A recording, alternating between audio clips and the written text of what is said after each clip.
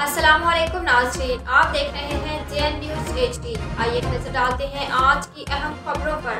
मुल्क भर की तरह जलालपुर पीरवाला में भी गन्ने की क्रशिंग और गुड़ बनाने का सिलसिला जारी। ये देसी गुड़ तैयारी के बाद मुल्क भर में सप्लाई किया जाता है।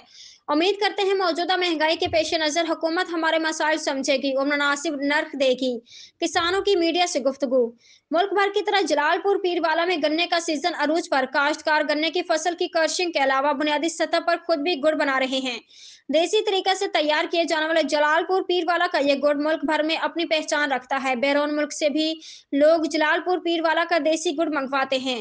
मीडिया से गुफ्तगू करते हुए किसानों का कहना था कि गन्ने की फसल अच्छी है, रेट भी मुनासिब मिलने चाहिए क्योंकि फसल की तैयारी में अब बहुत मुश्किलात का सामना है।